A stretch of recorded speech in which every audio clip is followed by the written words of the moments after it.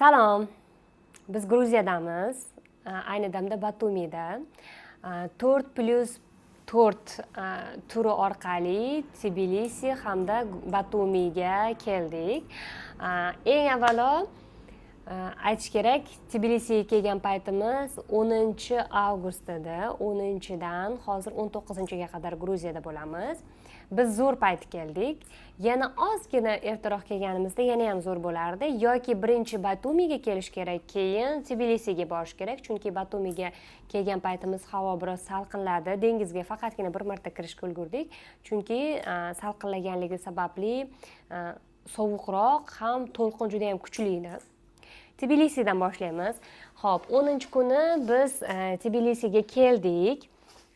Kutganlarimiz birinchi jihatdan, birinchi navbatda menga yoqqani suvi zo'r ekan. Suvi yaxshi. Vodoprovoddan krandan to'g'ridan-to'g'ri ichsa bo'ladi. Shundoq joylashgan mehmonxonamizda krandan ochib, simirib ichsangiz bo'ladi. Keyin cho'milganda ham odatda xlorni mana Toshkentda ham, boshqa joyga borganda ham birinchi o'rinda teri quruqshab qoladi, lekin suv qattiqligini hisobiga, yumshoqligini hisobiga. Suv qattiq, Toshkentda suv qattiq. Bu yumshoq ekan. Shuning uchun ham cho'milib chiqqandan keyin va qo'l yuvgandan keyin ham unaqa shattir-shutur quruqlashish bo'lmadi. Badanga qanaqadir yoqimli, yumshoq bo'ldi. Ichganda ham mayin suv. To'yib suv ichib yurdik. Bitta plyus jihati. Keyin Tbilisiga biz kelishimizdan avval hamma Batumiga ko'proq qolsanglar bo'lardi. Tbilisida unaqa ko'p ko'radigan joylar yo'q deb aytgandi, lekin aksincha bo'ldi. Tbilisida juda ham ko'p ko'radigan joylar ko'p ekan. Eski shaharni ko'rdik asosan, tarixiy shaharni. O'zi aslida Old Tbilisi, keyin Modern Tbilisi o'rtada o'sha Tinchlik ko'prigi ajratib turibdi. Zamonaviy Tbilisi ham juda chiroyli deb aytishgandi, lekin biz ko'proq qadimiylik oshnosi bo'lganligimiz uchun qadimiylikni ko'rdik. Yana bizga yoqmagan jihati odamlari juda ham qo'pol ekan. Hech kulib qaragan gruzinni ko'rmadik. Yoki jilmayib javob bergan gruzinni ham ko'rmadik shu paytgacha. Yaxshi jihati yana bitta. Yaxshi jihati yana nima edi? Yaxshi jihat. Yana yomon jihatini aytaman. Esimga kelib qolgan yomon jihati Tbilisi shahrini o'zi juda ham axlatlar ko'p edi, toza emas edi. Keyin yana bitta yomon jihati halol ovqat topish juda ham qiyin. Biz o'zimiz bilan konservalar olib kelgandik. Mana konservalarimiz oxirgi kun tugashi, endi ketamiz. To'yib maza qilib go'sht yemadik. Birinchidan halol joyda topishimiz, halol joy topgan taqdirimizda ham qimmat ham. Yoki halol ovqat bor joyda topsak, o'sha joyda o'zida ham cho'chqa go'shtida nimadir pishiriladi, o'sha yoqda pishiriladi degan gumonda u narsani yemadik. Turkcha restoranlar bor edi, lekin Gruziyaga kelib turib Toshkentda shundoq ham tiqilib yotgan turkcha ovqatni men yegim kelmadi, to'g'risi. Keyin qanaqadir xamirli bir narsasini yegim keldi. Bo'pti, yaxshi jihati xachapuri, hinkali. Hinkalini mantidan farqli jihati yo'q. Ichida sho'rvasi bor ozroq. Qiymasi ham lekin juda mazali emas. O'zimizning mantilar mazaliroq. Keyin men bu uni ham turkcha restoranda, tugilgan joyda xamir pishmay ham qolar ekan, uncha yoqmadi menga, to'g'risini aytsam. Xachapurisi yoqdi. Juda sirsevar bo'lmaganligim uchun u qadar ko'p yemadim. Ozginasi o'sha me'daga tegib qoladi. Xo'p, yaxshi jihati yana yam-yashil, suv ko'pligi uchun juda ham yashil, atrof yashillik juda ham ko'p. Bu yashillikni ko'rgandan keyin Toshkent cho'l ekan degan, O'zbekiston cho'l ekan degan tasavvur paydo bo'ladi, chunki shu hamma joyga qaraganimizda tog'i zich yam-yashil daraxtlar, suv hamma joyda. Bunga qo'shimcha yomon tomoni shahardan, Tbilisidan ham, Batumidan ham nam havo bo'lganligi sababli balchiq hidi kelib turadi, qanaqadir. Sassiq hidini anqib turadi. Odam haqiqatda tez terlaydi. Qanaqadir bo'kkan, yomg'irdan keyingi chilpillagan nimaga o'xshab, badanga o'xshab qolasiz. keyin Batumida sezdik bu narsani, kiyimlarimiz ham qanaqadir nami qilib qolyapti. Chirsillab bizda quyosh yo'q. Bizda quyosh yo'q. Yana nima tomon? Yana nima? Tbilisida ko'rish mumkin o'sha tinchlik ko'prigini u yog'i bu yog'ini aytdik.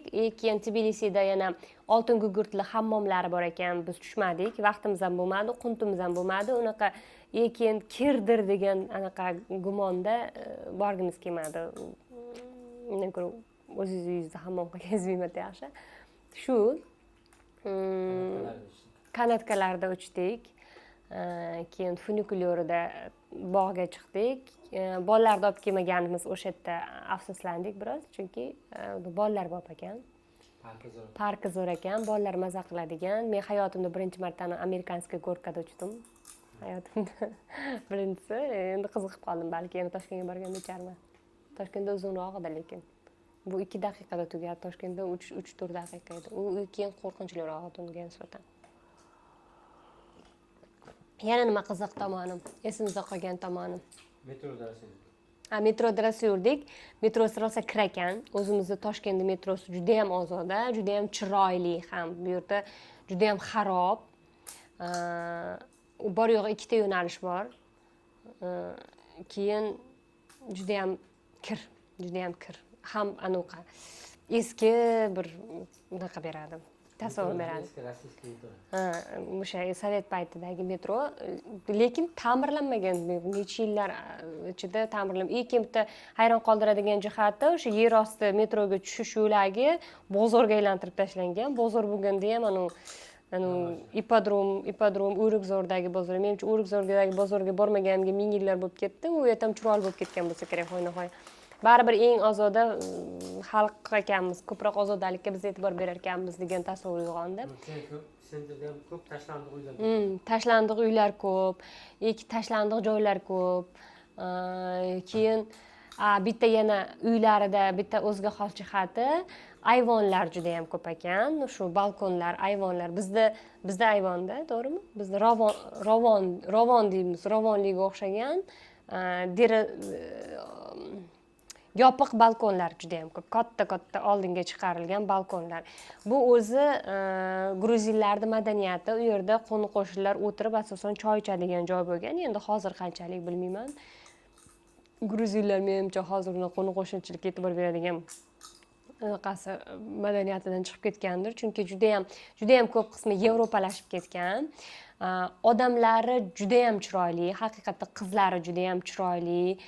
Qosh ko'zlari qop-qora, bo'ylari baland, yaxshi paroda deydi-ku, yaxshi zot, chiroyli odamlar.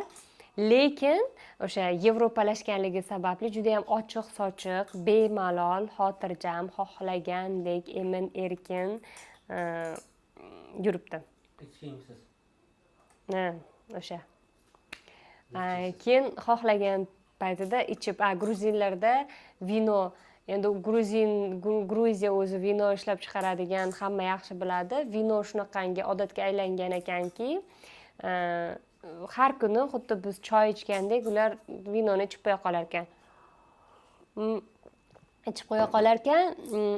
Shuning uchun kundalik odatga aylanib ketganligi sababli unaqa alkashga o'xshab ichib, yumalab unaqa qilmas ekan. Alkashlar yo'q ekan xolos.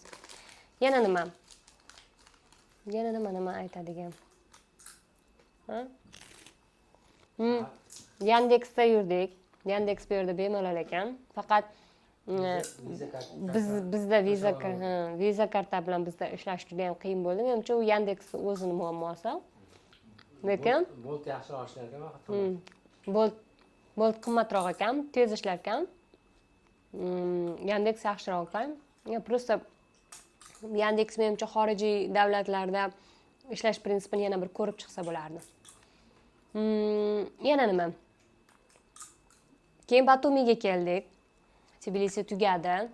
Batumini menimcha ko'pchilik Batumi qiziqroq, boradigan joylari ko'proq dedi. Lekin menimcha Batumida emas, Tbilisi tomonlarda ko'proq edi. Batumida Ajariya tog'larini atrofida bir ikkita sharsharaga, keyin yana nimaga sharsharaga boriladi asosan. Yo'lda Tbilisi tomondagi Borjomiga borgandik. Bu yoqda asosiy e'tiborli jihati dengiz. Faqat dengizi suvi zo'r ekan, Qora dengizi suvi. Birinchi marta dengizga kirishimiz. Sizda ham birinchi marta shekilli. Birinchi marta dengizga kirishimiz menga yoqdi masalan. Lekin unaqa sokin dengizni ko'rmadik.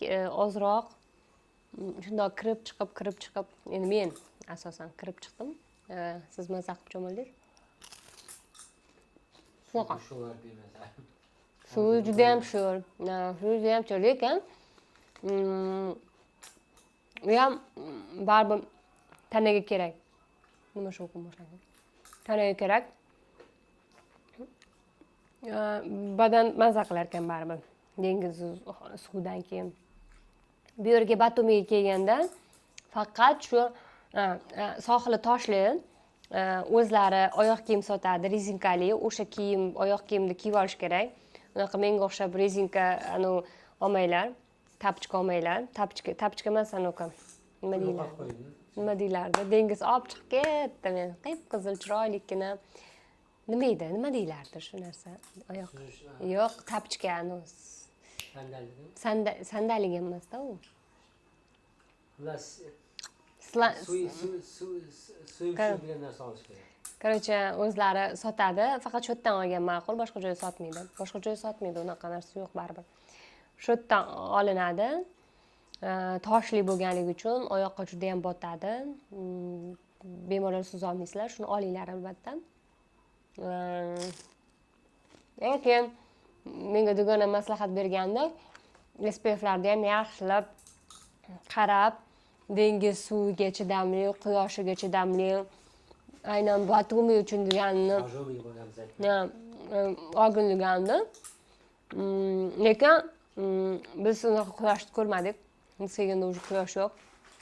Salqinida, shuning uchun SPF ga umuman ehtiyoj bo'lmadi. Даже SPF ni ochmadim. Yangi turibdi, zo'r SPF. Kimga kerak bo'lsa berib yuboraman. Yana nima?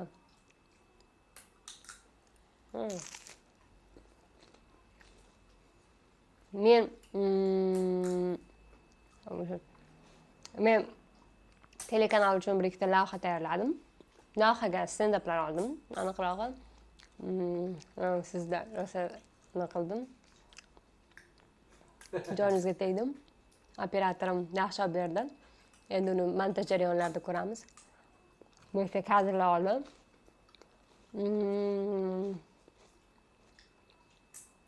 Ya, muhimi odam, men o'zimni bitta gapimni aytmoqchiman-da, odam sayohatga nima uchun keladi?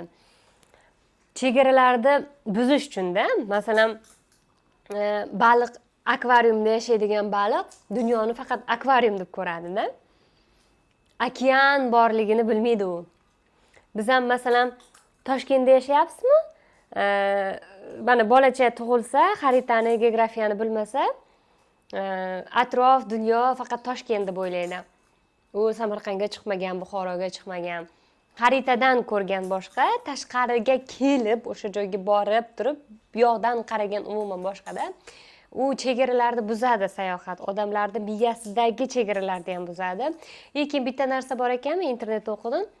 Odam sayohat qilganda, nima deydi?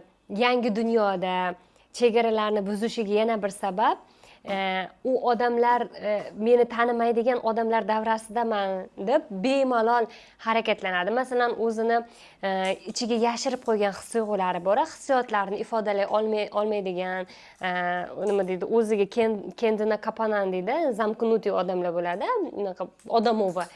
O'sha odamlar begona odamlarning ichida bemalol ochila oladi. Bu degani chegaralar tirs yupqarib ketadi-da, chegaralarni buza oladi. Bu degani ertadan keyin u biror ish qilayotganda ham chegaralarni buzib tashqaridan qaray oladi-da. Shuning uchun sayohat ko'proq qiling deyishgan. Sayohat qilish kerak. Batumining havosi buzilib ketdi. Derazani ochavering. Ko'p sayohat qiling, sog'lom bo'lasiz. Ko'p sayohat qiling, sog'lom bo'lasiz. Demak, sog'lom bo'lish uchun ham albatta sayohat qilish kerak.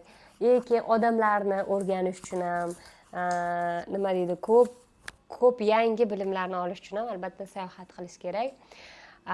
Va menimcha avval birinchi kattalar o'zi kelib, ko'rib, o'rgangandan keyingisida bolalarni olib kelish kerak. Bu videoni ham albatta bolalarimiz katta bo'lganda ko'radi. Nimaga olib kelmaganimiz sababini ham tushunadi. Biz ularsiz zerikdik, to'g'risi men ularsiz zerikdim. Bolalarsiz zerikdim. Ne, serios. Siz bilan zerikdim aniqroq.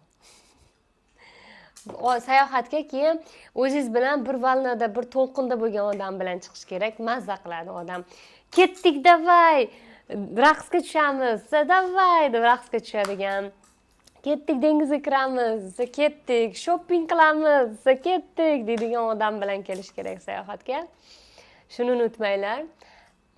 Sayohatga doim siz bilan hamfikr bo'ladigan, sizni qo'llab-quvvatlaydigan, hech bo'lmasa eshitadigan odam bilan kelinglar.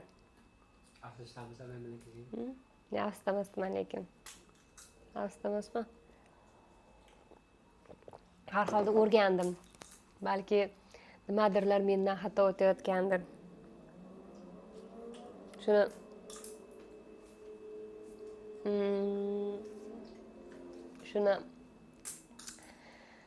o'ylab qoldim. Balki mendadir xato. Men o'zgarib ketgandirman. Balki siz o'zgarib ketgandirsiz.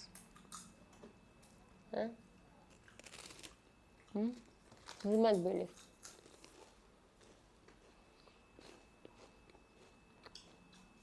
Xullas, hikmat izlaganga hikmatdir dunyo, g'urbat izlaganga g'urbatdir dunyo. Keyingi sayohatimiz qayerga bo'ladi? Keyingi sayohatimiz qayerdan bo'ladi? Hujumsa taxminingizni ayting. Taxminingizni ayting. Qayerdan bo'ladi keyingi sayohatingiz? Misrdan bo'ladi keyingi sayohatimiz. Ko'rishguncha.